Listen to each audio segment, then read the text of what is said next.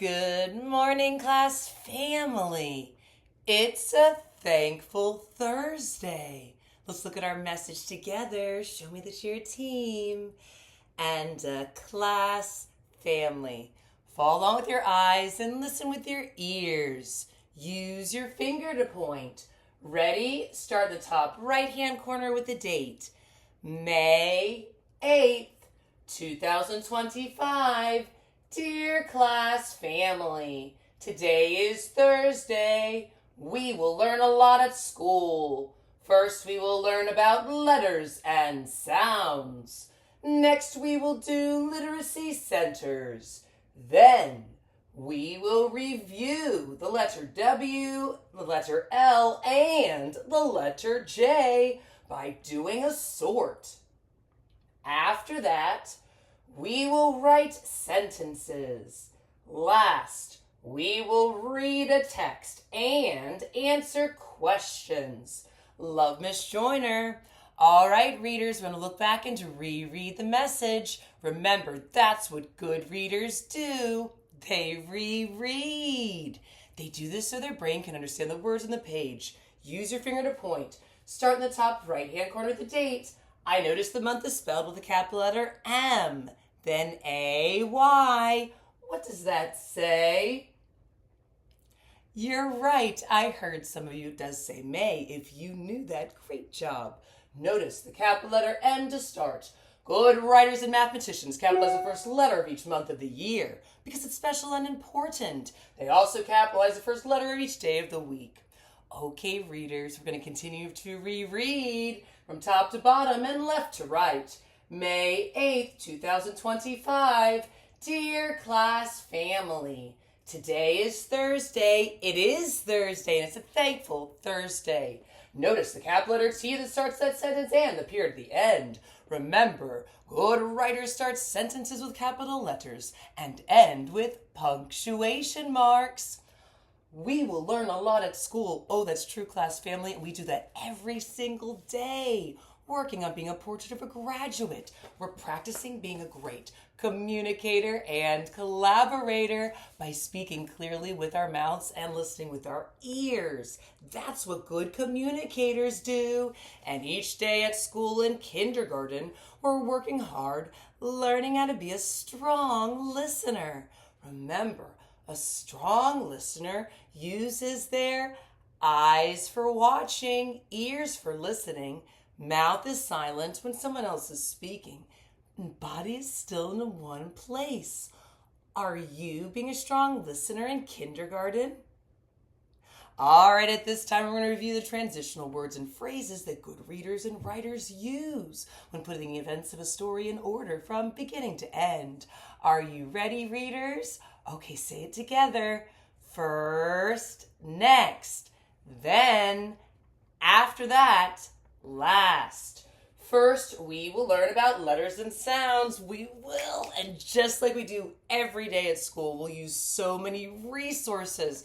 We're very grateful to have all these things to help us to become better readers and writers, including our alphabet chart. Shout out to Benchmark Advance. We'll use this to review letters, sounds, pictures to match that letter, and American Sign Language. We'll also be using some different YouTube channels, Jack Hartman's Mr. Beast, The Singing Walrus, and The Learning Station, just to name a few. Oh, and Hopscotch. Next, we will do literacy centers. We'll have Lexia Core 5 reading program on your iPads. You'll meet with teachers in groups. You'll use the 5 pre-writing strokes all day long as you are writing. And we'll also be reading the decodable text, Jim and Jan Have Fun. And some of you are doing Reader's Theater as well. Then we will review the letters W, L, and J by doing a sort. We're going to be reviewing the letters W, like web and wagon. We also have L, lemon, and lion, in addition to J, jump, jam. We're going to be doing a dun-dun-dun, triple category sort today with W, L, and J objects. And we're going to pick an object. We're going to figure out what the beginning sound is and then put it in the appropriate category. It's going to be a wonderful, super duper beginning sound letter sort. After that, we will write sentences. We will. And remember, good writers know that sentences start with a capital letter. Good writers know sentences tell a complete idea and have finger spaces between the words so the words don't smush together. Good writers also know that there is a punctuation mark at the end. We'll be putting periods at the end of the telling sentences that we're writing today. We're going to be writing I am sentences. So we'll look back at our circle map that we brainstormed yesterday of different things we thought about when we were thinking of I am. So we're going to use that sentence stem. We're going to use the circle map, and we're going to do that to help us. Now, remember, good writers know a sentence starts with a capital letter and ends with a punctuation mark. There are other punctuation marks good writers use. Let's review them at this time. Are you ready? Okay, writers, Sam and Skywrite.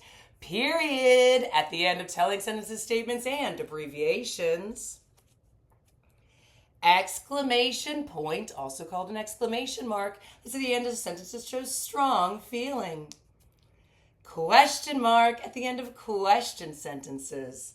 And comma. Good writers know where to put a comma for their writing. After the number for the date, after the greeting, after transitional words, and phrases at the bottom of a message at the closing, such as love and, when listing more than a few things. For example, in this sentence we said then. We will review the letter W, and there's a comma, letter L, comma, and J by doing a sort.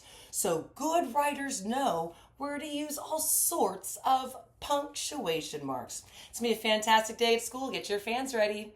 Fantastic. Our question for today, as you're being a great communicator all day long, our question is a do you like question? And the question is, do you like chocolate? Well, do you? Think about your answer and get ready to be a great communicator and share why. Do you like chocolate?